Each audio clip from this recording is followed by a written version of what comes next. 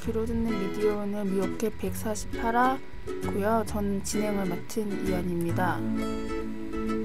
네, 오늘은 상근 선배가 없고요. 대신 정철훈 선배가 나오셨습니다. 안녕하세요. 네, 광고 듣고 올게요. 요거를 가까이 되는 건가요? 안녕하세요. 평화를 위해 힘쓰는 고장 성주. 그 성주에서 30년간 농사를 지은 부모님과 제가 정성 들여 키운 참외를 조합원들에게 소개합니다. 참외는 면역력 증진에 좋은 폴리페놀, 노화 방지에 좋은 항산화 물질이 풍부하고 수분은 많고 칼로리가 낮은 다이어트 식품입니다. 10kg과 5kg 상품이 준비되어 있으며 무료로 배송해드립니다. 문의는 010-6269-7154 010-6269-7154로 전화주세요. 상품 가격은 다음 블로그 관조 참외를 검색하세요.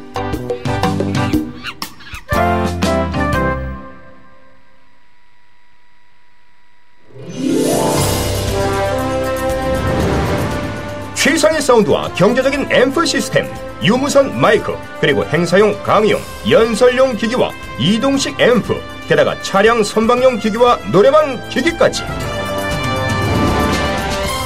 적재적소에 맞는 음향기기를 맞춰주는 업체, 30년 전통의 음향기기 전문업체 경진 마스컴.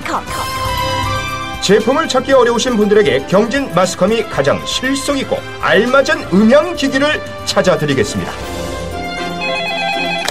문의 전화는 1544-4565 1544-4565로 전화주세요. 친절하게 상담해드립니다. 검색창에 경진 마스컴을 검색해주세요. 네, 광고 듣고 오셨습니다. 그 사이에 정돈진님께서 유튜브에서 2644-9944 호먼커먼 쉐끼바레 오예예 쉐끼바레라고 하시면서 후원해 주셨어요. 감사합니다. 네, 그리고 잠깐 미오캣 147화에 후원해 주신 분들 소개를 할게요. 팟빵에서 정돈지 비기너 다라케 기리빠시맨2 님께서 후원을 해주셨고요. 댓글 읽어드리면요, 또 정돈지 님께서 여러분 미디어 오늘 후원 전용 랩을 만들었습니다. 많이 이용해주세요. 2644-9944 쉐끼바레 후원커먼 애블바레 쉐끼바레라고 댓글을 남겨주셨고요. 레드헤어님께서 정철훈 기자가 쓴 그 손석희 저널리즘 책 사진을 올린 다음에요, 다 읽었다. 뉴스룸 시청자로서 손석희가 갖는 한국 언론에서의 의미를 이목요연 정리, 그리고 제가 갖는 손석희에 대한 견해도 정리하는 계기가 됐습니다. 라고 말씀을 해주셨고 댓글 남겨주셨고요. 그리고 새끼 SACII님께서요. 미디어 오늘 기자들은 역시 참 좋다. 사진 기자분도 역시 미오팀 색 그대로 반가웠습니다. 자주 나오시면 좋겠어요. 라고 말씀을 해주셨어요. 네, 지금 소리가 약간 작다는 댓글이 있는데요. 그런가요? 네, 마이크에 좀 더 가까이 하겠습니다. 네, 오늘은 상근 선배가 휴가 가셔가지고요, 제가 진행을 하게 됐고, 좋은 기사 나쁜 기사 소개하고요. 그 다음에 그 오버워치를 할게요. 좋은 기사 선배부터 하실래요? 네, 그 전에 근황 토크 안 하시나요? 아, 네, 근황 토크 네. 할까요? 네, 네. 괜찮은가요? 지금 울리는 것 같은데. 예. 네, 선배 근황 토크 하세요. 네. 어떻게 지내셨어요? 딱히 근황 토크 하려고 하니까 떠오르는 게 없네요. 네, 비가 많이 와가지고 오늘. 네. 네. 주말이 더 힘들었던 것 같습니다. 아, 네. 끝이에요? 네. 네, 저희 그때 금요일 날은 치열 선배랑 국장이 방송을 하셨고, 예. 지난주 목요일 날 저희 둘이 또 방송을 했죠. 예. 네. 네, 오늘 비가 오는데 제가 우산을 안 들고 와서 철훈 선배랑 같이 왔는데요. 저희의 키 차이가 무려 한 30cm가 넘게 나서 철훈 선배가 허리를 숙이고 그러는 바람에 아무튼 옷이 다 젖으셨어요. 네, 거의 구부리고 오셔가지고요. 제가 키가 작습니다. 선배가 키가 너무 크죠. 네, 제가 너무 커서. 네, 저는 평균인 것 같아요. 네. 네, 그렇다고 해두죠. 네. 아, 유튜브 소리가 너무 작다라고 계속 말씀이 나오시는데요. 누구 목소리가 작은 거죠? 아이고. 예, 그냥 계속 하겠습니다. 네, 좋은 기사 선배부터 해주실래요? 이게 제가 제 입으로 이렇게 얘기하기가 좀 뭐한데 네. 제가 오늘 쓴 기사를 네. 가져왔는데요. 네.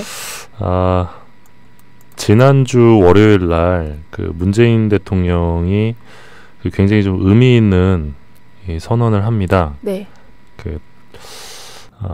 아시는 분은 아실 텐데 이 고리 1호기 영구정지 선포식에 네. 나타나서 이 원전 중심의 발전 정책을 폐기하고 이 탈핵 시대로 가겠다 이렇게 선언을 했는데요. 네.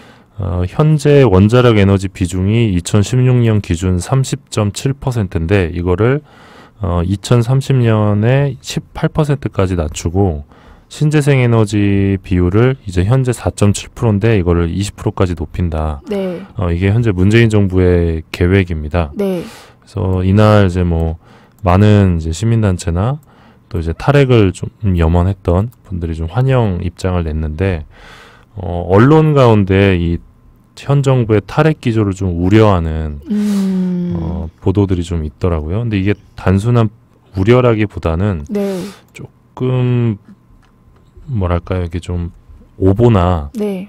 그러니까 오보로 볼만한 부분 또는 이제 아전인수격 해석으로 볼만한 부분들이 있어서 그 보도들을 좀 모아봤습니다. 네. 일단 지난 21일자 한국경제 1면인데요. 문재인 대통령이 내세운 탈원전 정책의 롤모델인 대만이 최근 원자력 발전소 가동을 재개하며 여당과 청와대가 난감한 상황에 빠졌다 이런 보도를 합니다. 네. 일면 기사였는데 정작 이 대만 정부에서 이 탄소감축위원회 위원인 이 대만 녹색국민행동연맹 사무부총장의 답변은 한국경제 보도와는 달랐습니다. 네. 그러니까 이 보도 내용을 보면 대만이 이제 탈핵을 선언한 다음에, 그러니까 실제 쉽게 말해서 핵발전소를 폐기한 다음에 재가동을 한 것처럼 이제 뉘앙스가 나오는데 실제로는 운영기한 내에 있는 재가동이었고 이 수리와 부품 교체 이후에 가동을 한 것이어서 이 정부의 그 비핵 정책의 실패로 볼 수 있는 부분이 아니다. 이런 입장을 냅니다. 네. 이 IAEA에 따르면 이 대만이 6기의 원전을 운영 중인데 2025년까지 원전제로 정책을 펴고 있습니다. 여기 보면 이게 총 6기의 원전인데 이 중에 이제 뭐 2024년, 2025년, 2018년, 19년 이렇게 그 원전마다 운영 마감 시점이 달라요. 네. 다른데 이번에 재가동된 거는 원전 2기인데 이 2기는 이제 2021년과 2025년에 폐기될 예정입니다. 네. 그러니까 쉽게 말해 유통기한이 이제 각각 2021년과 2025년인데 원전을 수리를 한 다음에, 그러니까 수리를 하기 위해서 잠시 멈췄다가 네. 수리를 하고 재가동하는 건데, 그러니까 즉 일상적인 정비 후에 재가동을 하는 거를 탈원전 정책 실패라고 이제 한국경제가 보도를 했다는 거죠. 네. 이거는 그 맥락상 거의 잘못된 네. 경우에 해당한다고 볼 수 있겠죠. 음. 그러니까 원전을 더 이상 가동하지 않겠습니다라고 해서 중지를 시켰다가 재가동시킨 게 아니라 네. 보수 공사를 한 격이어가지고, 그리고 이미 이제 또 사용 기간이 남아 있는 원전이기 때문에 네. 정책 실패라고 보기는 어려운데 이거를 두고 정책 실패라고 두면서 한국경제가 어떤 보도를 했느냐, 원전은 무조건 나쁜 것이라는 선입견으로 에너지 정책을 짜면 대만과 같은 정책 실패를 되풀이하게 될 것이다. 이런 보도를 합니다. 그러니까 네. 한국 정부도 대만처럼 실패할 수 있다. 근데 대만 실패 안 했잖아요. 네, 그러니까 초치기 보도를 한 건데 네. 그래서 이것과 관련해서 이제 환경운동연합이 어떤 지적을 했냐면 문재인 정부의 탈원전 정책 방향을 후퇴시키려는 의도다. 네. 해당 보도가 이렇게 비판을 합니다. 좀 타당한 비판이라고 생각을 했는데 이것뿐만 아니라 이제 소위 원전 마피아들의 입으로 불릴 만한 네. 그런 문제적인 보도들도 좀 눈에 띄었는데 뭐 서울경제를 비롯해서 이제 몇몇 언론에서 이 전기요금 폭등 프레임을 갖고 옵니다. 네. 그러니까 약 28%의 발전 비용 인상 효과가 발생한다. 그러니까 원전 감소분을 이제 LNG와 신재생으로 대체할 경우에 전기요금이 인상이 불가피하다. 이런 내용인데 20일 날 뉴스룸 팩트체크를 보면 이 에너지경제연구원의 분석 결과인데요. 1년에 한 가구가 추가로 부담해야 될 액수가 8,367원이라고 합니다. 네. 그러니까 월별로 쪼개면 697원 수준인데 얼마 안 되네요. 그러니까 한 달에 한 700원 정도 더 내는 네, 건데 네. 이게 제가 봤을 때는 상식적으로 좀 전기요금 폭등이라고 걱정할 만한 그쵸? 수준의 액수는 아닌 것 같아서 네. 뭐 쭈쭈바 하나 가격인데 거의 네. 그렇고요. 또 이제 중앙일보 같은 경우는 일본이 원전 참사 후 원전 가동 중단을 선언했지만 네.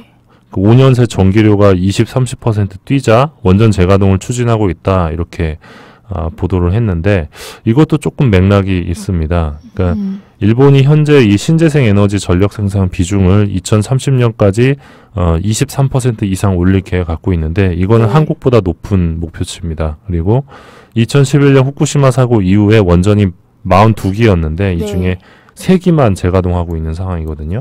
그래서 이 부분은 이제 탈원전 정책의 후퇴라기보다는 워낙 탈원전이 급진적으로 이루어진 거잖아요. 네네. 42기가 사실상 일제히 멈췄던 그쵸? 거기 때문에 어떤 탈핵의 한 과정으로 보는 것이 오히려 맥락상 타당하지 않나 그런 생각이 듭니다.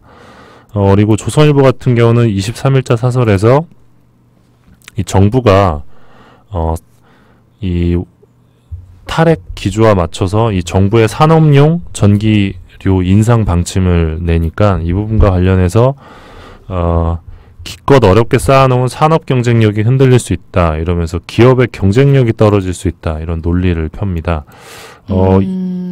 원전하는 기업이요?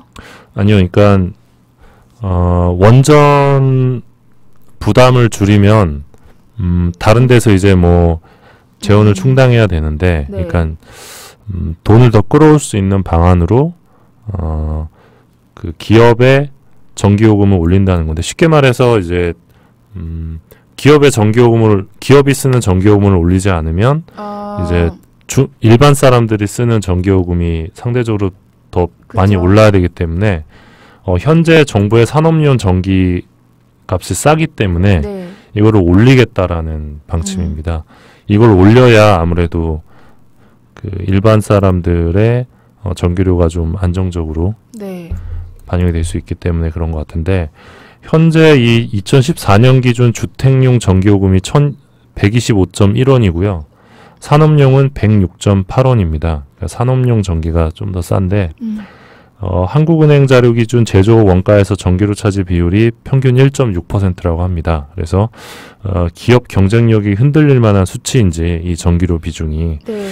이 부분은 이제 독자분들이 판단하실 수 있다고 보고요. 또 한국의 산업용 전기요금 단가가 OECD 평균 이하라고 합니다. 네. 그래서 제가 보기에는 산업용 전기요금을 올려도 기업 경쟁력에 크게 뭐 위기는 없을 것 같은데 무엇보다 사실 한국은 이 전 세계에서 원전이 가장 밀집한 나라입니다. 그쵸. 국도 면적당 원전 설비 용량은 물론 반경 30km 이내 인구수 세계 1위인데 그러니까 기업의 경쟁력을 조선일보가 주장을 했는데 과연 이 전기요금이라는 것이 또 기업의 경쟁력이라는 것이 이 국민의 생명과 안전보다 중요한지 좀 의문입니다. 그래서 지금 원전과 관련해서 여러 군데서 보도가 나오고 있는데 네. 이 문재인 정부의 그 탈핵 기조를 좀 흔드는 그런 보도들이 나오고 있거든요. 그래서 네. 이런 보도들을 좀 꼼꼼히 살펴보고 따져볼 필요가 있다고 생각을 합니다. 네. 좋은 기사는 그래서 선배 기사. 네. 이런 기사를 비판한 정철훈 기자의 기사였습니다. 오늘 네. 좋은 기사. 이한희 기자는 어떤 저는 기사를 경향신문 가져오셨나? 기사 가지고 왔는데요. 예. 농촌 이주 노동자 이단 사망, 노동권 침해 성폭력 만연 현대판 노예라는 기사인데요. 어제가 대법원이 이주노조 합법화 판결을 낸 지 2년이 되는 날이었다고 해요. 예. 근데 실제로 이주 노동자들의 환경은 여전히 열악하다 이런 내용의 기사인데요. 예. 얼마 전에 그 돼지 농장 아세요?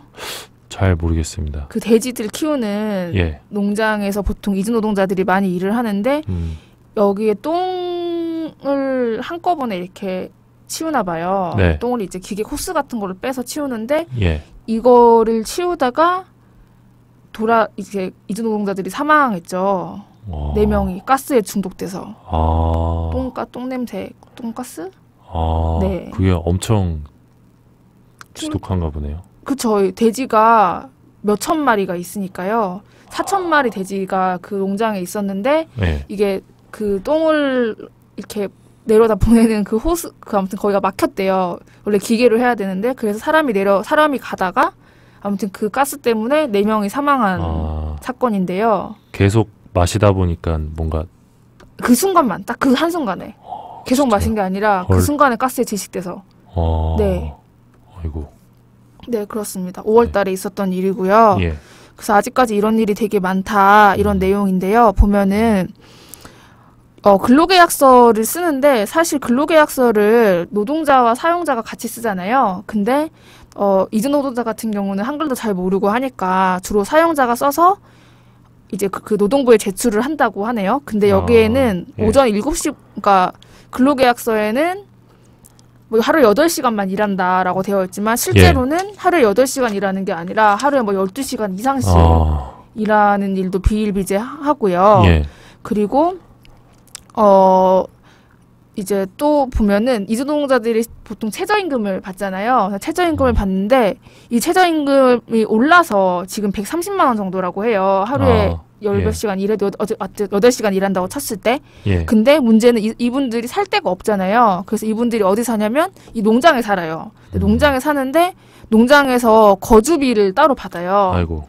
네. 그래서 이제 보통 숙박비로 떼가는 돈이 30만 원 정도라고 하네요. 그러면 130만 원 중에 30만 원을 숙박비로 떼가면 100만 원 남죠. 이게 월급의 22% 정도라고 하는데요. 근데 이제 실제로 이제 이런 일들이 너무 비일비재하니까 뭐 숙박비로 더 많이 떼가고 이러면 안 되니까 노동부가 지난 2월에 발표한 거에 따르면 임금의 20% 이내에서 숙식비를 징수하라라고 했고, 근데 이것도 아파트나 단독주택, 연립 다세대 주택, 그러니까 사람이 살 수 있는 곳에서는 20% 내에서 떼라. 아니면 비닐하우스나 뭐 판넬, 컨테이너 이런 데는 13% 이내에 떼라라고 했는데 전혀 지켜지지 있지 않다고 해요. 그리고 이게 뭐 그 노동부 지침 자체가 사회 통념상 인정될 만한 수준의 금액으로 정하라고 했는데 실제 이게 뭐 사회 통념상이라는 게 어떤 식인 건지 그냥 한마디로 사용자 마음대로이고요. 그리고 이제 한 이주 노동자의 얘기를 들어보면 컨테이너나 비닐하우스 같은 경우에 살 때는 문도 제대로 없대요. 그래서 여성 노동자들 같은 경우는 항상 성희롱에 노출되어 있고요. 그 워딩을 보면 문을 잠글 수 없다. 왜냐하면 사장님이 문을 부셨다. 옷을 갈아입을 때 사장님이 문 앞에 서서 쳐다보고 노크하지 않고 마음대로 들어온다. 밥을 먹고 잘 때도 들어오고 옷을 갈아입을 때 한 사람이 주변을 살펴봐줘야 된다. 네, 안 그러면 사장님이 와서 그냥 쳐다본다. 이게 약간 미친 거죠. 근데 문제가 뭐냐면 이주 노동자가 한국에 들어오려면요 사업장이 있어야 돼요. 그러니까 제가 미디어오늘에서 제가 만약에 외국인이에요. 그러면 한국에 들어오려면 미디어오늘에서 저를 고용한다는 고용 허가증이 있어야 되거든요. 근데 만약에 미디어오늘이 이한이가 고용 안 돼 있다라고 하면 저 그때부터 불법 체류자 되는 거거든요. 그러니까 이게 고용 허가제의 문제예요. 그 생사 여탈권을 쥐고 있는 거네요. 그렇죠. 예. 그래서 이 사람이 그 이주 노동자가 체불임금 때문에 상담을 받자마자 이 고용 사용자가 그 농장주가 이 사람이 무단 이탈했다 이렇게 얘기를 하면서 이탈 신고가 접수돼서 처리되면은 불법 체류자 신분이 되고 그럼 한국에서 추방돼요. 네, 이게 이 고용 허가제가 진짜 문제인데요. 이 고용 허가제가 농업뿐만 아니라 제조업이나 건설업 등에서 아주 많이 발생하는 일이죠. 네, 그렇습니다. 거의 인간 이하의 취급을 받고 있는 거네요. 네, 그래서 이주노동자들이 아주 한 10년 전에 그 이주노조를 설립을 했는데 그게 이제 대법원까지 갔다가 2년 전에 이주노조가 합법이다라는 판결이 났는데요. 예. 사실 노조가 있어도 이 사람들이 국적도 다 다르고 어디서 일하는지도 모르고 이렇기 때문에 같이 노동자 활동을 하기도 어렵거든요. 그렇죠. 예. 그렇습니다. 이주노조가 있는지도 모르는 분들이 많을 것 같아요. 네, 모르겠죠. 네. 그리고 막 좀 이제 노조 가입하면 돈 안 준다. 너 회사 잘릴 거야. 그럼 회사 잘리면 불법 체류자 되잖아요. 그렇죠. 그러니까 더 많이 그러니까 가입을 하기가 어렵겠죠. 네, 지금 댓글에 보면 제가 모르고 아까 이세라고 말했는데 양정식님께서 한인 누나 욕 잘해용이라고 하셨어요. 네, 아닙니다. 저는 욕이라고 모르고 사는 사람입니다. 잘하는 편인 것 같은데. 네. 아무튼. 네. 구름 톡톡 구름 커피님께서 욕은 찰지게라고 하셨는데 저는 이세라고까지밖에 안 했는데 네 그렇습니다. 네. 나쁜 기사는 저는 준비를 못 해왔습니다. 네. 대신 선배는 오버워치를 하실 거니까 제가 나쁜 기사 할게요. 나쁜 기사 저는 동아일보 칼럼이고요. 광화문에서라고 전성철 기자가 쓰신 살인마의 편지라는 제목이에요. 일단 이 칼럼만 읽어보면 되게 공감이 돼요. 막 저도 되게 화가 나더라고요. 네. 여기 보면 잠시만요. 예전에 초등학생 2명을 안양 2007년에 벌써 이게 10년 전이네요. 우에스를 이혜진 양을 성추행하고 살해한 사건 혹시 기억하세요? 기억이 잘 안 납니다. 네, 저는 이제 이게 그때 한창 너무 이슈여가지고 좀 기억이 나는데요. 안양시 초등학생, 그러니까 당시 8살 그리고 10살 초등학생 2명을 성추행하고 살해한 정성현 씨, 정아무개 씨가 있는데요. 이 사람이 2009년에 대법원에서 어린이 2명을 포함해 총 3명의 사람을 죽인 혐의로 사형이 확정됐어요. 근데 이제 한국이 사형을 안 하죠. 그래서 여전히 서울구치소에서 수임번호 2013번으로 숨쉬고 있다. 이런 내용인데요. 이 정아무개 씨가 최근 동아일보사에 편지를 보냈대요. 편지에 뭐냐면 민원 서류라는 제목이고요. 2014년 3월 5일자 사회면에 실린 기사를 인터넷에서 삭제하라 라고 요구를 했어요. 명예훼손 때문에. 네, 그러니까 그런 건데 이제 그 기사 내용이 뭐냐면 당시에 성추행을 당하고 살해당한 피해자 이혜진 양의 아버지의 부응 기사였는데요. 이 기사에 따르면 이 아버지가 딸을 잃은 뒤에 10년간 일하던 직장을 그만두고 술에 의지해서 이제 말년에 간경화 등 병마에 시달리다가 이제 그 급성 심근경색으로 숨을 거두셨고요. 이제 동아일보가 당시 그 부응 기사를 쓰면서 정 씨의 범행 내용을 다 포함을 시켰다고 하네요. 근데 이제 이 정 씨가 자신의 실명이 기사에 이제 왜 담았냐라고 문제 제기를 했어요. 그러면서 이제 뭐 동아일보가 계속 이거에 대해서 비판을 하고 있죠. 동아일보는 뭐라고 얘기를 하냐면 국내 언론은 정 씨처럼 반인륜적 범죄자는 수사 단계에서 범행을 자백하거나 일정 수준 이상으로 혐의가 확정되면 실명을 밝혀왔다. 법원도 이런 보도 가능을 문제 삼은 적이 없다. 이렇게 얘기를 하다가 결국에 하고 싶은 말은 쭉 뒤에 나와요. 뒤에 뭐냐면 사형을 해야 한다라는 내용이 결국 뒤에 나오는데요. 정 씨는 2008년 3월 검거된 이후 9년 4개월째 구치소에서 우리가 낸 세금으로 생활하고 있다. 그가 천수를 누리는 동안 쓸쓸하게 숨긴 이창근 씨처럼 범죄 피해자 가족의 속은 시커멓게 썩고 있다. 새 법무부 장관이 고민해야 할 문제다라고 얘기하면서 사형 집행을 정당한 이유 없이 유예하는 것은 국가가 약속을 어기는 일이다라고 얘기를 하거든요. 한마디로 이런 사연을 이제 앞에 쓰면서 뒤에 결국 사형을 해야 된다라는 이유인데요. 문재인 대통령은 사형을 하지 않겠다는 공약을 내셨죠. 네, 왜냐하면 그때 당시 토론회에서 문재인 대통령이 뭐라고 하셨냐면 사형제가 흉악범죄 억제에 효과가 없다는 것은 전 세계가 공감하고 있고 이미 160개국 이상이 사형제도를 폐지하고 있다라고 얘기를 했고요. 그래서 이제 좀 민감한 게 이제 돈 문제잖아요. 여기서 동아일보도 이렇게 얘기를 하잖아요. 우리가 낸 세금으로 생활을 하고 있다. 천수를 누리는 동안 이런 식으로 얘기를 하는데 사실 이거 자체가 사실이 아니라는 주장도 많거든요. 벌써 10년 전부터 사형이 종신제보다 싸게 먹힌다라는 주장 사실이 아니라는 미국의 연구가 되게 많아요. 왜냐하면 일단 사형수들이 사형 선고와 집행을 막기 위해서 소송을 엄청 장기화한대요. 계속해서 소송을 하는 거죠. 그에 따라서 정부의 소송 관련 비용도 늘어나고요. 그리고 사형수가 되면 집행을 하게 되면요. 집행 전까지는 특수 시설이 필요하다고 하네요. 여기도 별도의 비용이 들고요. 네. 그래서 이제 미국에서 뉴저지주가 10년 전에 이 돈을 계산을 해보니까 사형 제도를 폐지하면은 연간 146만 달러. 그럼 한국 돈으로 얼마인가요? 모르겠습니다. 146만 달러. 두뇌 풀가동. 네. 계산이 잘 안 아무튼 그렇습니다. 네. 146만 불의 소송 비용을 절감할 수 있고요. 그리고 사형을 종신형으로 다른 주에서도 사형을 종신형으로 바꾸는 것만으로도 세금을 절감할 수 있대요. 듀크 대학의 연구 결과에 따르면 노스캐롤리아나 주가 사형을 폐지하고 종신형으로 대신할 경우 한 사람당 211만 불을 절감할 수 있대요. 211만 불이면 얼마죠? 근데 그게 그러니까 국민들이 그만큼 세금을 절약한다는 그렇죠. 세금을 절약할 수 있다는 거죠. 되게 많이 절약하네요. 네, 그러니까 생각보다 사형제도가 잘 몰랐던 사실인데. 근데 이 기사 이제 지금 양정식님께서 사형제도는 아직도 찬반이 첨예하게 다투는 제도인데 그게 왜 나쁜 기사인 거야?라고 저한테 물어보셨는데요.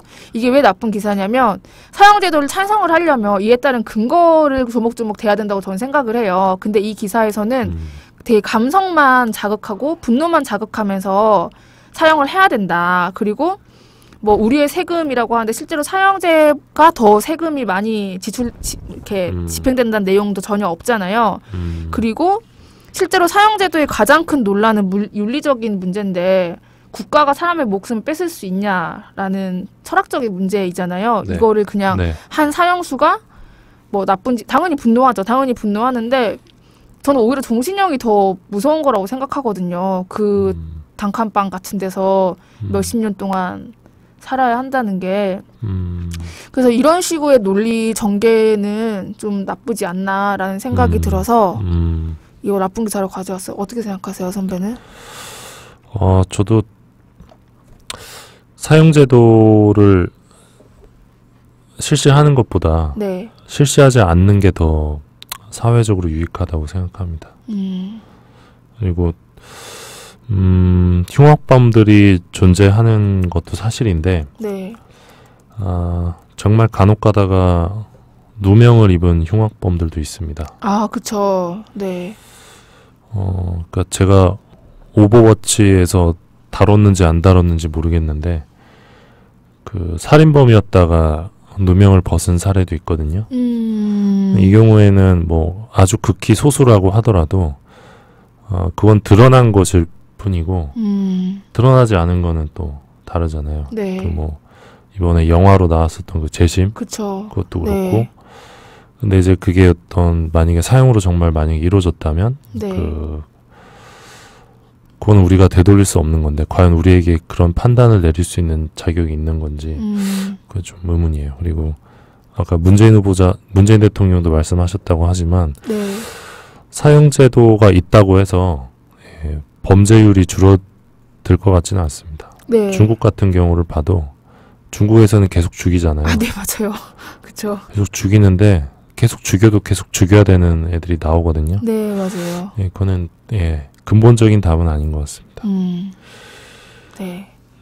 그렇습니다. 오늘 나쁜 기사는 이거고요. 사형제도를 좀 한창 예전에 논란이 많이 이제 찬반 토론이 많이 오갔었는데 정리가 좀 되면 좋겠어요. 이번 정부에서 뭐 폐지를 선언을 하거나 벌써 20년이죠. 사형이 마지막에 이루어진 게 1998년이거든요. 김영삼 정부 말기 때. 김영삼 정부 말기면 97년인 것 같습니다. 아, 네, 그렇습니다. 아닌가요? 98년인가요? 98년 12월에 김대중 대통령 선거가 있었던 것 같은데. 아, 그때 당선됐다? 네. 네. 92년. 97년 같은데. 네. 92년 말에 당선이 돼서 5년을 했기 때문에 아, 97년 말인 것 같습니다. 아, 네, 그렇습니다. 네, 그러면 일단 좋은 기사, 나쁜 기사 여기까지 하고요. 네. 광고 듣고 오겠습니다. 아늑한 분위기 깊은 커피 맛. 미디어 협동조합 카페 온에어 아시나요? 지식과 공감이 있는 공감. 온에어는 울타리가 낮은 조합원과 시민의 휴식 공간입니다. 서울 마포구 월드컵로 37 웰빙센터 지하 1층입니다. 미디어 협동조합원은 할인된 가격으로 모시겠습니다. 김엄마, 김용민, 불금쇼, 정영진, 최욱이 뉴스K 라이브에서 결합했다. 세상에 둘도 없는 시사 토크쇼 맘마 이스. 그 맘마이스 좀 같이 하면 안 될까? 영진이 형이랑 최욱 씨랑 일주일에 한 번이야. 전대미문의 그런 프로그램이 될 수 있어요. 아, 그렇습니다. 좌파분들이 많이 나오시나 봐요. 그럼 제가 좀 껄끄러운데. 아, 그래. 전원책 그렇게 전원책.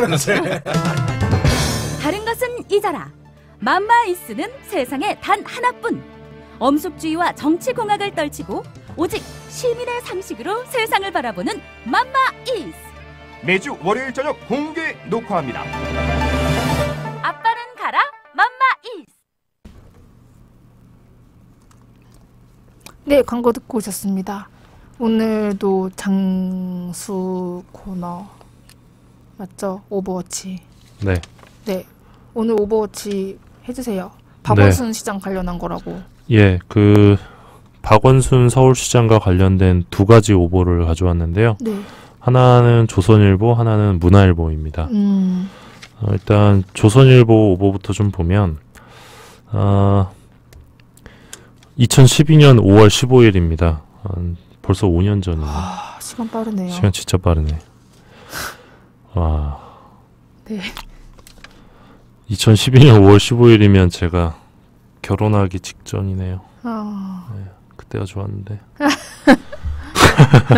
죄송합니다. 갑자기 눈물이 앞을 가리네요. 2012년 5월 15일 스승의 날이었는데 네.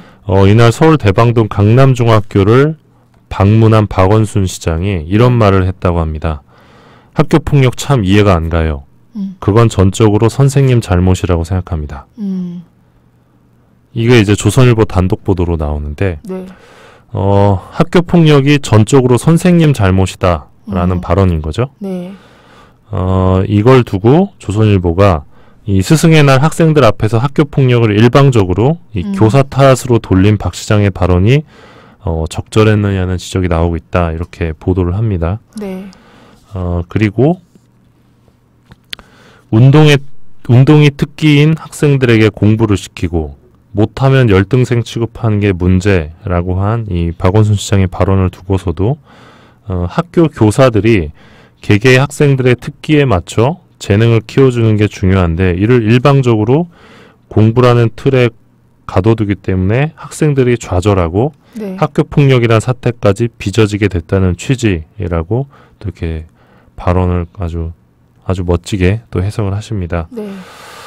그러면서 이 스승의 날 교사들에게 힘이 되는 얘기는 못할 망정 학교 폭력이 교사 탓이라며 선생님 가슴에 못을 박는 발언을 했다. 네. 이렇게 보도를 했는데요. 이게 또 스승의 날이었기 때문에 네. 더 이제 파장이 있었습니다. 그런데 기사의 핵심이 이제 틀렸던 보도였습니다. 서울시가 보도 당일 이제 보도자를 냈는데 녹취를 공개를 합니다. 이 녹취를 보니까 박원순 시장의 발언은 학교 폭력 참 이해가 안 가요. 그건 전적으로 성인들의 잘못이라고 저는 생각해요. 이렇게 말을 합니다. 그러니까 선생님이 아니라 네. 성인들이라는 건데 네. 이거는 의미가 완전히 다르죠. 그렇죠. 그러니까 성인들이라 하면 결국 이제 기성세대 전체의 문제다, 학교 폭력이라는 네, 네. 의미인데 뭐 얼마든지 할 수 있는 그쵸. 발언이라고 생각을 합니다. 그래서 박 시장이 이 당시 어떤 말을 했느냐? 네. 이 모든 아이들은 백지와 같은 착하디 착한 아이들입니다. 네. 어떤 아이들은 공부를 잘하지만 어떤 아이들은 몸 쓰는 것을 잘하잖아요. 그럼 네. 체육을 시켜야 하는데 공부만 시키니까 네. 공부 좀 못한다고 그걸 무슨 열등생처럼 생각하니까 아이들이 좌절하잖아요. 이런 말을 했다고 합니다. 네. 이 역시 이 대상은 교사가 아니라 우리 어른들 기성세대였는데 네. 이거를 이제 다 학교 폭력에 방점을 찍고 학교 폭력이 선생님들 책임이다 이렇게 박신장이 말을 했다라고 이제 약간 왜곡을 한 거죠. 녹취가 등장하자 네. 이 조선일보가 당황을 하죠. 네. 당황을 하고 바로잡습니다를 내고 사과를 합니다. 네. 사과를 했는데 정정 보도가 이제 신면 하단 구석에 배치가 돼서 네. 처음에 나갔던 보도의 한 5분의 1 정도 크기로 나온 것으로 확인이 됐습니다. 이걸 보면 제가 지난번 오버워치에서 네. 2001년 이 유시민 백분토론 진행자의 발언이 잘 공정하지 못했다. 조선일보가 이제 사설로 조졌는데 그때 백분토론에서 녹취를 까거든요. 네. 녹취를 까니까 전혀 또 맥락이 달라서 조선일보가 사과하고 그해 연말에 이제 1,000만 원 손해배상 판결까지 이제 받아가지고 배상금도 물어줬었는데 똑같은 패턴이죠. 근데 네. 조선일보 이런 오보 은근 잘 내는 것 같아요. 그 인민 오보 아세요? 정교조 인민? 예. 그게 2년 전인가 그렇죠. 맞아. 예. 네, 그래서 이제 그때 보면 사설에 정교조 위원장 입에서 튀어나온 인민에서 정교조 위원장이 조사 결의대회에서 오늘 우리의 투쟁은 15만 노동자, 민중, 인민, 시민, 청년, 학도들이 함께하고 있다라고 보도해가지고 했는데 이게 인민이 아니고 빈민이었죠. 빈민. 네. 네. 아니 상식적으로 아까 15만이라고 하셨잖아요. 네, 그쵸. 인민 최소한 1,000만 단위 가야 되잖아요. 수천만. 안타깝네요. 네, 그래서 이것도 바로잡습니다를 했는데. 네. 그 녹취를 구할 수가 없었나 보죠. 네. 정교조가 그 당시에 다행히 녹음을 해가지고 이걸 조선일보에 건넸다고 하네요. 네, 참. 네. 이때가 2012년 5월인데 네. 제가 이 당시에 전해 들은 바에 따르면 이 현장에 있던 조선일보 기자가 네. 어떻게든 박원순 시장을 조질 만한 것을 구해오라 이런 데스크의 지시에 계속 스트레스를 받던 도중 이 성인들이란 단어를 선생님으로 잘못 듣고 이를 보고한 것으로 제가 전해 들었습니다. 너무 이제 그런데 매몰되면 좀 그럴 수 있을 것 같아요. 조져야 한다라는 생각이, 그런 그쵸. 일념이 강하다 보면 네. 뭐 가끔 빈민이 인민으로 들리고 핫것이 들리기도 한다고 합니다. 조선일보는 2013년 7월에도 네. 박원순 시장과 관련해 오보를 냈는데요. 7월 15일 날 당시 서울 동작구 노량진 상수도관 공사 스몰 사고로 7명이 사망하는 참사가 있었습니다. 네네. 그때 조선일보가 이 박원순 시장이 현장에 네. 사고 이후 5시간 만에 도착했다 이렇게 네네. 보도를 했는데요. 조선일보는 사고 발생 30분 만인 이날 오후 5시 30분 문순국 서울시 제2부 시장이 현장에 도착했지만 박 시장은 밤 10시 25분쯤에야 모습을 드러냈다. 늑장 대응 아니냐는 비판이 나왔다. 이렇게 보도를 합니다. 그러니까 네. 즉 부시장은 30분 만에 바로 왔는데 네. 시장이 이 사태의 심각성을 모르고 너무 늦게 왔다. 그런 내용입니다. 네네. 하지만 그때 미디어오늘이 취재를 한 결과 네. 이 문순국 부시장이 현장에 온 시간은 오후 5시 30분이 아니라 네. 오후 9시 30분경이었습니다. 네. 그러니까 무려 4시간 네. 정도 차이가 난 건데 박원순 시장보다는 1시간가량 빨리 도착한 수준이었습니다. 저희가 이 문순국 부시장과 그때 직접 통화를 했는데 네. 소방방재본부 상황실 상황 일지에도 네. 분명히 내가 밤 9시 26분에 도착한 것으로 기록돼 있다. 네. 이렇게 말을 했고 언론에서 제대로 사실 확인도 안 하고 네. 악의적으로 소설을 썼다. 이렇게 비판을 했습니다. 네. 당시 이제 서울시 비서실 측에 따르면 이 박 시장은 예정된 만찬을 취소하고 집무실에서 도시락으로 저녁을 해결하고 실무 대책 논의를 마친 이후에 8시 25분경 현장으로 출동을 했는데 한강대교 남단부터 소방본부 차량과 경찰차가 2개 차로를 막아서 차가 너무 밀렸다. 그래서 그쵸. 늦었다라는 해명을 했고요. 그래서 저희가 조선일보 기자랑도 통화를 했는데 네. 인터뷰를 하지 않겠다고 전화를 끊었습니다. 그래서 조선일보 입장은 못 들었고 사고 발생 직후에 바로 이제 사건이 터지자마자 오지 않은 게 문제라고 한다면 뭐 비판이 가능할지도 모르겠으나 이 당시 조선일보 기사를 보면 이 부시장의 도착 시간을 근거로 비판한 거거든요. 네, 네. 부시장은 이때 왔는데 너는 왜 이렇게 늦게 왔냐. 부시장은 오후 5시 반에 왔는데 너는 왜 10시 반에 오냐. 그거거든요. 근데 도착 시간이 사실과 달랐기 때문에 네. 이건 이제 좀 오보에 해당한다. 이렇게 볼 수 있을 것 같습니다. 네. 근데 이렇게 저는 약간 생각하는 게 아까 그 정교조 인민 빈민도 그렇고 선생님 성인도 마찬가지인데요. 이게 너무 정정 바로 잡습니다. 너무 조그맣게 나잖아요. 네. 그 사이즈로 내야 되는 거 아닌가? 어떻게 생각하세요, 선배? 이거 강제해야 되는 거 아니에요? 그 사이즈로 내면 좋을 것 같습니다. 네. 근데 이제 물론 미디어오늘도 이렇게 그쵸. 똑같은 사이즈로 내야 되는 건데 네. 내야 되면 내야 된다고 생각합니다. 근데 예. 똑같은 사이즈로 내면 그런 게 있을 것 같아요.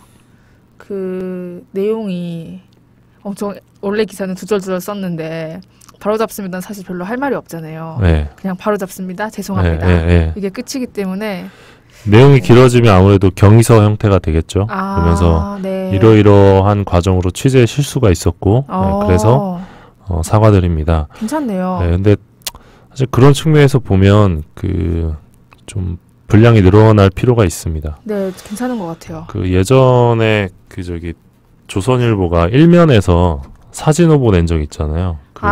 성폭행범을 이제 일반인으로 그때 비교적 자세히 좀 바로잡습니다를 냈었는데 네. 이면 상단이었던 것 같아요. 예. 그거는 진짜 심각해서 제대로 안 냈으면 안 됐죠. 그렇죠. 네. 왜 웃으시죠? 뭐 재밌는 거 있나요? 아니요. 예. 아닙니다. 네. 다음번 거 갈게요. 철훈 기자님 아들만 셋은 아니죠? 라고 해서 아들, 딸, 아들입니다. 네. 다행히도. 예. 네. 애들이 엄청 예. 잘생기고 이뻐요. 제가 셋째는 못 봤는데 예. 예쁩니다. 셋째 이름이 정우성입니다. 둘째가 딸인데 지금 3살이거든요. 둘째가 너무 이뻐요. 빨리 집에 가서 둘째 봐야지. 네. 자, 다음 기사. 네, 다음 기사 하겠습니다. 다음 기사는 문화일보인데 네. 문화일보가 박원순 시장을 또 비판한 기사입니다. 이게 앞서 말씀드린 이 조선일보의 두 기사보다 황당합니다. 네. 세월호 참사 이후에 이 서울시와 충청남도의 안전관리가 꼴찌다. 이런 안전행정부의 보고서 내용을 문화일보가 보도합니다. 그런데 문화일보가 보도한 이 보고서는 작년에 발표된 자료였습니다. 네.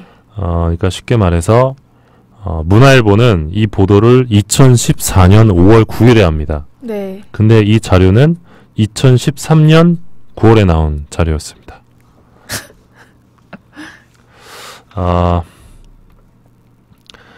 문화일보가 그 당시 보도를 어떻게 하냐면 이 여객선 진도 침몰 참사로 재난안전관리가 6.4 지방선거 핵심 쟁점으로 부각된 가운데 네. 지난해 광역자치단체 평가에서 서울과 충남이 광역시 도중 꼴찌를 기록한 것으로 나타났다.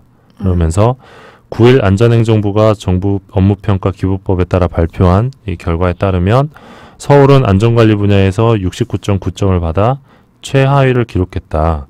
7개 특별 광역시 중에. 그리고 충남은 72.4점으로 8개 도중 꼴찌였다. 이렇게 보도를 하는데요. 여기에 두 가지 오보가 담겨 있습니다. 일단 첫 번째 오보는 기사를 보면 이 9일 안전행정부가 발표한 지자체 평가 결과에 따르면 이라는 부분이 있는데 기사를 보면 이 보도 당일이 이제 5월 9일이잖아요. 네. 그러니까 당일에 낸 것처럼 읽혀질 수밖에 없습니다.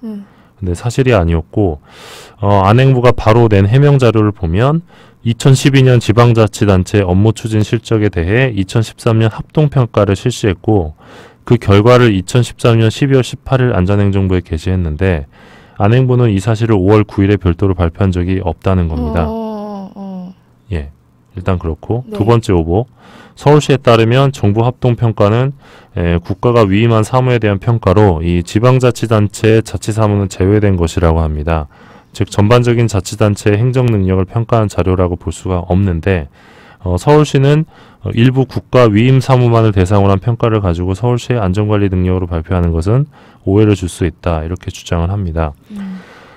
즉 정리를 하면 네. 2013년 12월 18일에 안전행정부에서 게시한 거를 네. 안전행정부가 2013년 9월에 발표를 합니다. 네. 그러니까 즉 이 자료는 2013년 그쵸. 자료예요. 네. 근데 이거를 2014년 세월호 참사 이후인 네. 5월 9일 날 보도를 하면서 네. 서울시의 안전관리가 꼴찌다라는 보도를 한 겁니다. 그러니까 최근 자료인 것처럼 네. 난데없이 보도를 한 거예요. 네, 네. 그러니까 보통 이런 거는 보도 자료가 나오면 다른 데도 다 쓰잖아요. 그쵸, 네. 근데 이거는 문화일보에서만 나온 보도예요. 그러니까 최근 자료인 것처럼 난데없이 등장한 보도인 네, 거거든요. 네. 그러면서 이때 문화일보가 어떤 보도를 했느냐. 이 본격적인 선거운동이 시작되면서 이 새정치민주연합 소속인 박원순 서울시장, 이 안희정 충남지사에 맞서는 새누리당 후보들이 이에 대한 비판을 강하게 제기할 것으로 예상된다. 그러니까 세월호 참사 이후에 지방선거의 쟁점이 안전관리였는데 네, 네. 이것과 연관시켜서 이 현직 서울시장과 현직 충남도지사 네. 박원순과 안희정의 안전관리가 문제다라는 네. 기사였는데 좀 정치적인 의도가 있었던 기사로밖에 볼 수 없는 그쵸. 내용이었습니다. 당시에 이제 서울시나 충남도의 반론은 기사에 없었고요. 네. 다만 이제 정진석 새누리당 충남도지사 후보의 코멘트가 담겨 있었고 새누리당 관계자의 코멘트도 담겨 있었습니다. 너무 편파적인데요? 그렇죠. 네. 저희가 이 건과 관련해서 문화일보 정치부장하고 이때 통화를 했는데 네. 자료는 2013년 자료가 맞다. 네. 이렇게 밝힙니다. 그리고 다만 우리가 기사를 쓴 시점에 따라 9일이라고 썼다. 이렇게 뭐야? 설명을 했고 그랬고요. 또 그리고 이제 2013년 자료지만 문화일보가 단독으로 입수해서 쓴 자료다. 이렇게 밝혔는데 이 자료는 안전행정부 홈페이지에 공개돼 있어서 누구나 다 확인할 수 있는 자료입니다. 네. 그래서 이 부분을 또 따져 물으니까 다른 데서 기사가 안 났기 때문에 단독이다. 이렇게 이야기를 했는데 미심적인 구석이 여전히 있었습니다. 그것이 무엇이냐 네. 말씀을 드리면 바로 이제 문화일보의 사주인데요. 네. 문화일보의 대주주는 문우언론재단과 동양문화재단인데요.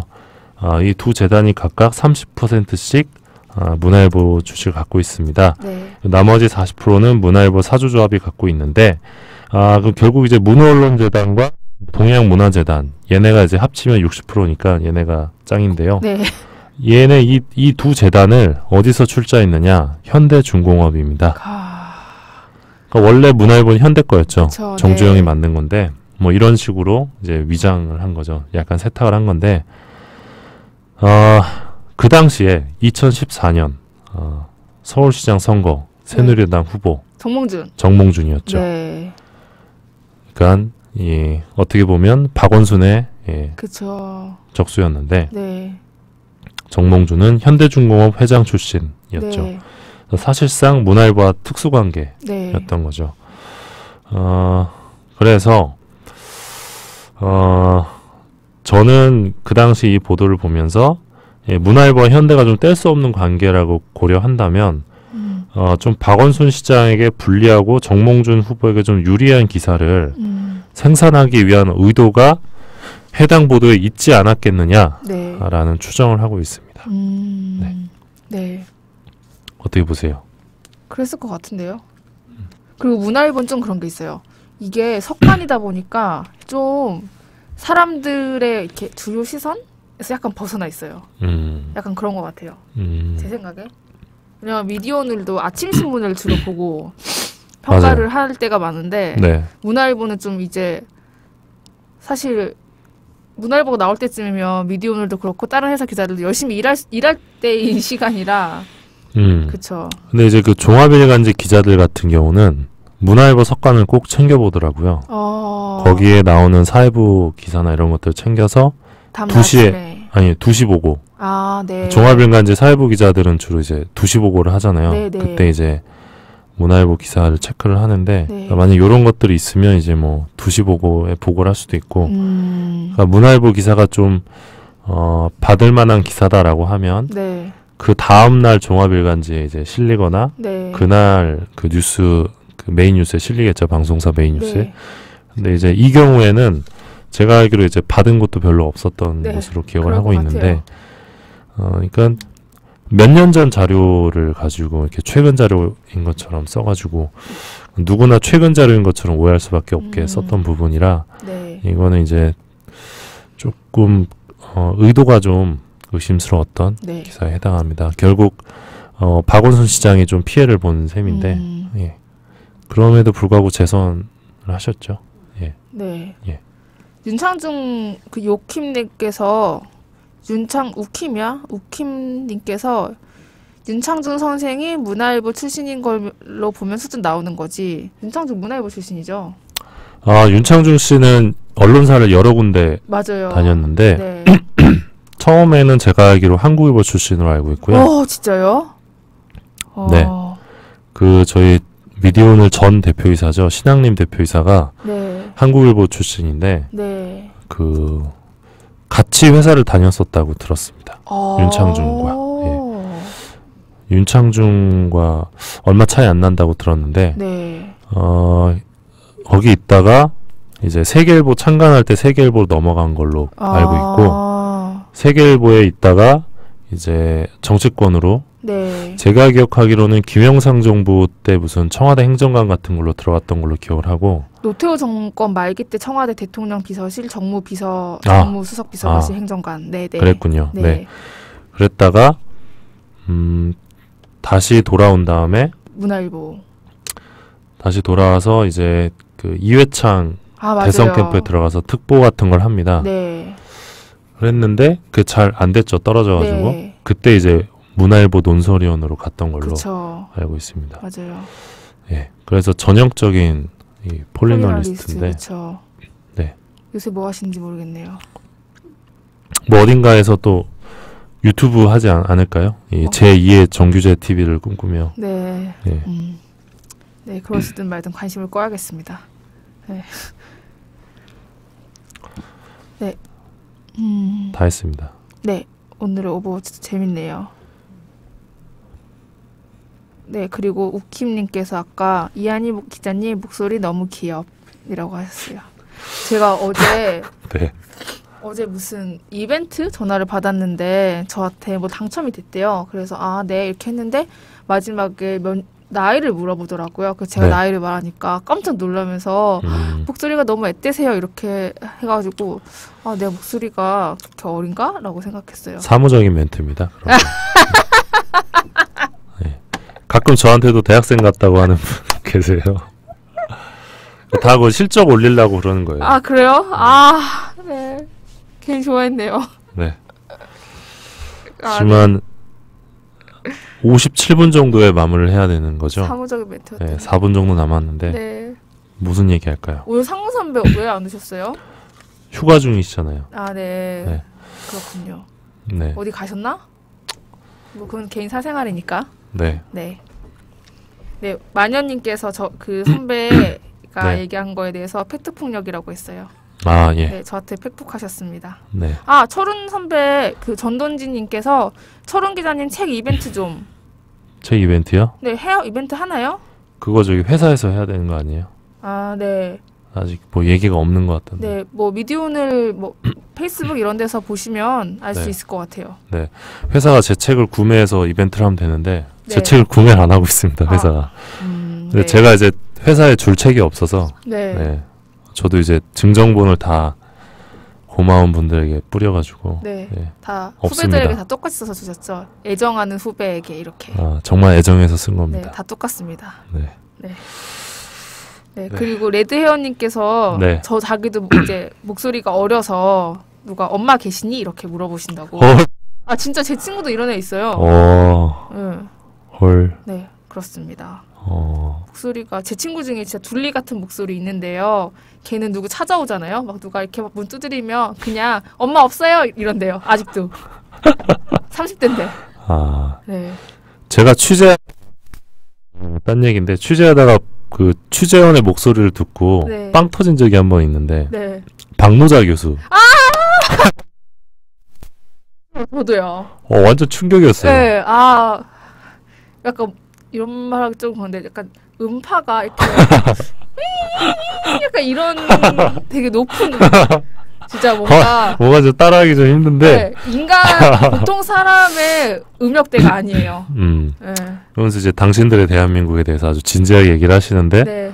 맞아요. 음역대가 네. 정말 의외여가지고 네. 이제 빵 터졌던 기억이 납니다. 맞아요. 진짜 저도 그 현대차 그 취재 갔을 때 박노자 교수 잠깐 만나서 인터뷰했는데 미디어오늘 이렇게 하셔가지고 너무 웃겨서 되게 심각한 상황이었는데 그랬습니다. 네. 네. 오늘 어제도 그렇고 그제도 그렇고 오늘도 비가 갑자기 안 오다가 막 이러더라고요. 네, 다들 우산 잘 챙기고 다니시고요. 네, 내일은 미호북을 하는 날이네요. 네, 정상근 기자가 오시겠죠. 네, 내일 미호북은요. 뭐시냐? 정명석 작가의 그래서 나는 조선을 버렸다라는 책이고요. 네, 요새 좀 잘 나가는 것 같아요. 막 라디오에서도 나오더라고요. 네. 내일도 많이 들어주세요. 저희 경쟁작이네요. 네. 근데 이거 옛날에 된 내용이에요. 그래요? 네, 요새 네. 헬조선 이거 아니고요. 네. 네. 네. 네, 이제 마지막이고요. 네. 네. 양정식님께서 내일 이한이 누나 나옴. 근데 왜 저한테 누나라고 하세요? 네. 저보다 어리신 거 확실하나요? 네, 저 내일 나옵니다. 네, 오늘도 여기서 미호캡 148화 끝내겠습니다. 감사합니다. 고맙습니다.